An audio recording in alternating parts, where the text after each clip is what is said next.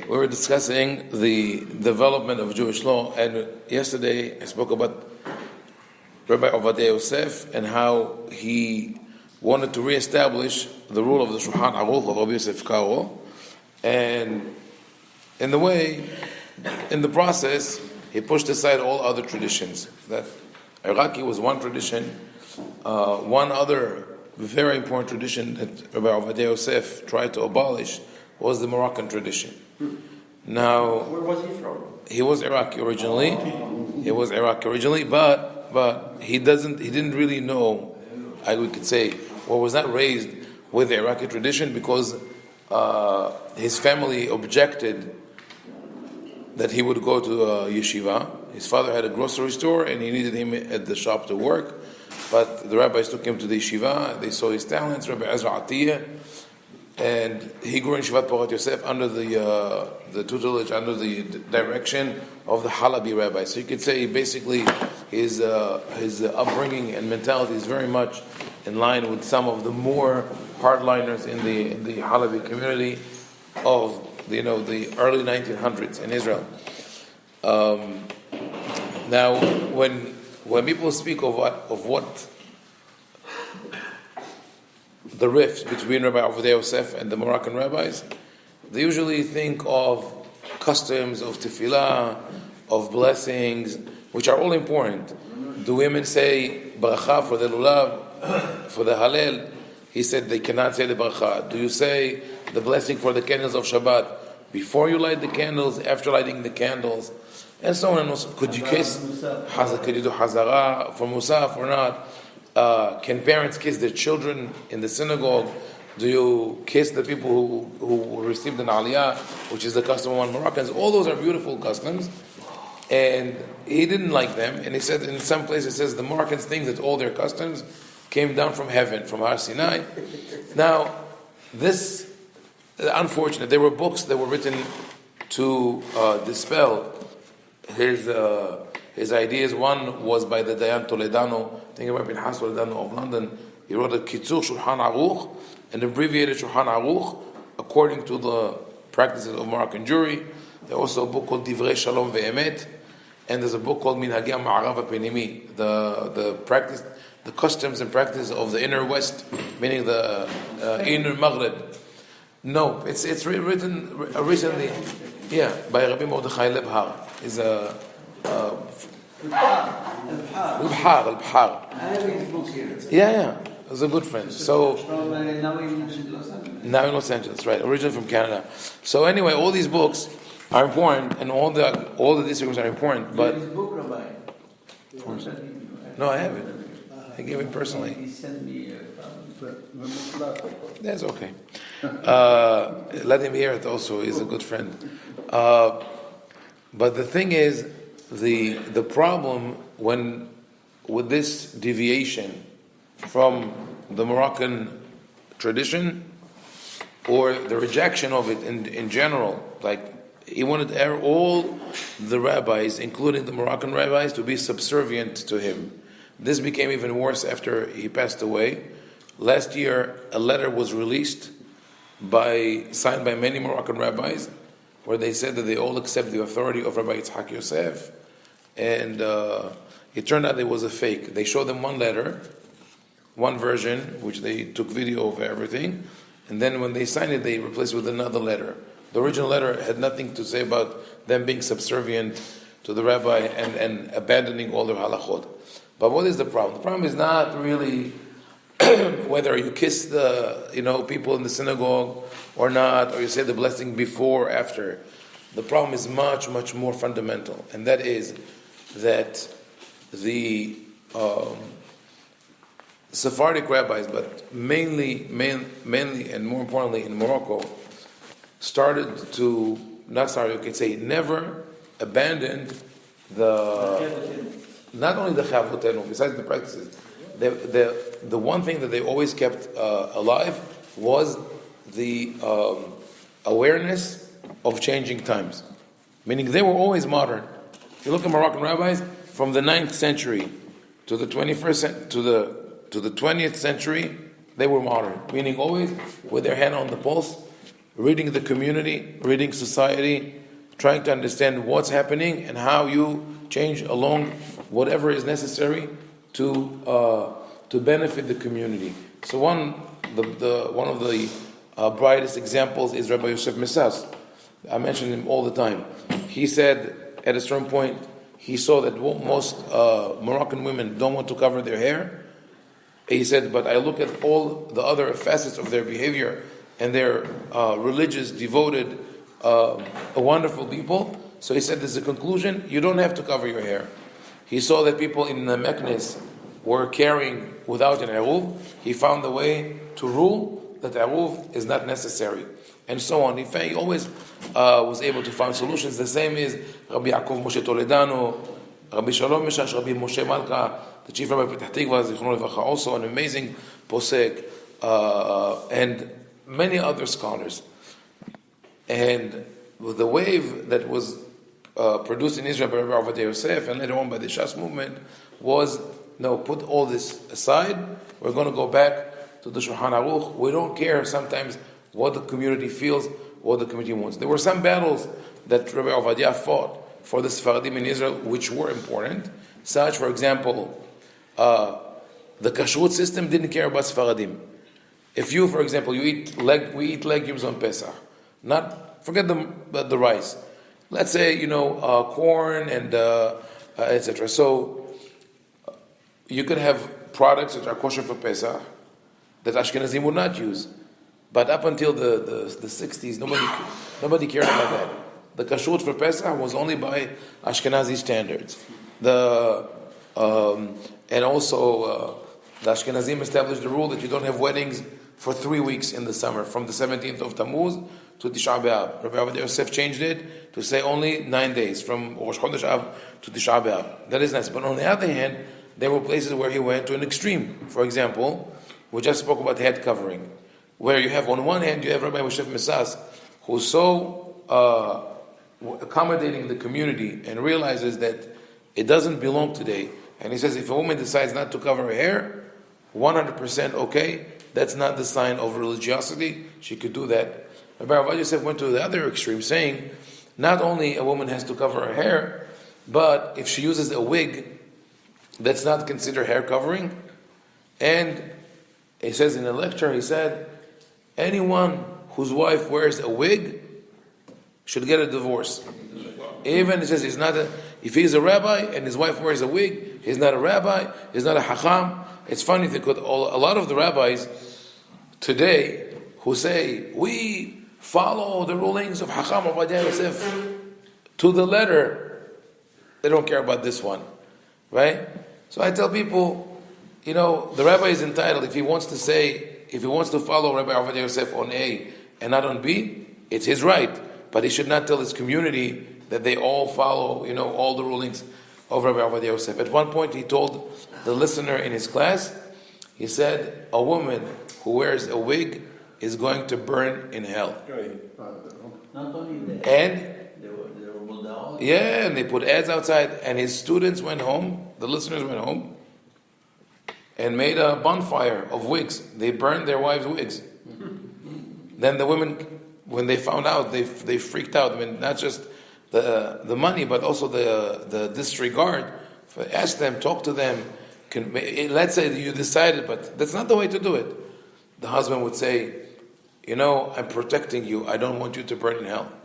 Then there was another problem. Imagine all the women whose husbands didn't burn the wigs. They come to them, oh, you want me to burn in hell? No. I'm joking. That didn't happen. But anyway, this is the example of an extreme that people say, oh, Rabbi Yosef was very lenient in certain things, but in other things, he was very, very strict. And I think the best way to tell what his legacy is, if you look today in the state of Israel, the Shas movement as a political movement did not bring a blessing to the state of Israel. A lot of corruption, a lot of dissension, so many people sitting in jail from the leaders of the community, and all the students, all the rabbis that the movement produced are all black hats in a way that they will say, we are here, you're there. You're not part of the community. That he was not like that. but the way it was perceived, that is what it's become.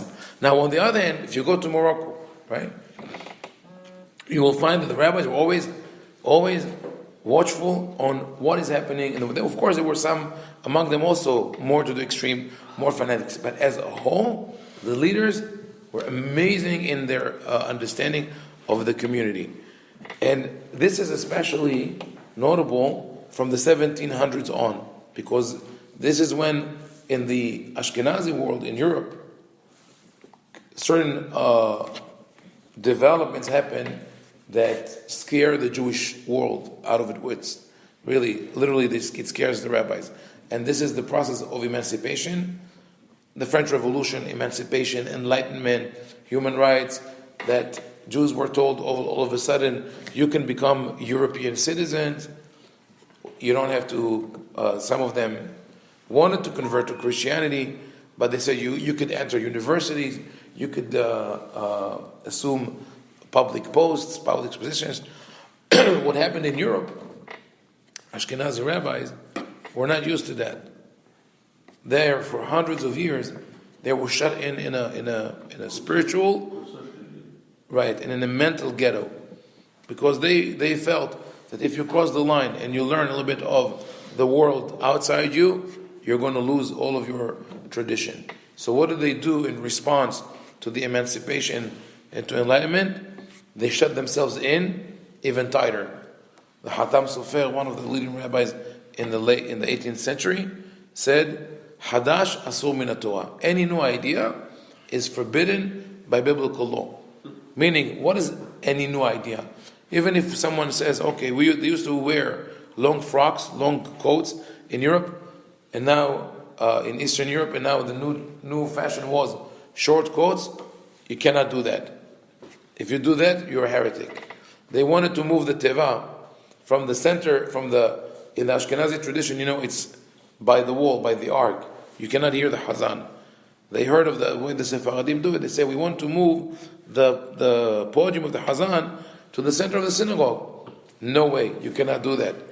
And so those are the little things. So they stopped it there. What happened as a result? The Ashkenazi world split. First, the Reform movement broke out of the main orthodoxy. Then there were also people called neologues in Hungary. Then from the Reform and the neologues was born a new movement called conservative that would happen in America. And then they split to many other subgroups. In the Sephardi world, this did not happen. Why? And on the other hand, the Orthodox world froze. That's it. Nothing new that happens now is going to impact halakha. We are going to stay frozen in time in the 17th century. And everything is going to be discussed with the same tools. So here, I want to read to you a discussion by one of the leading authorities on both Jewish law and secular law in the state of Israel.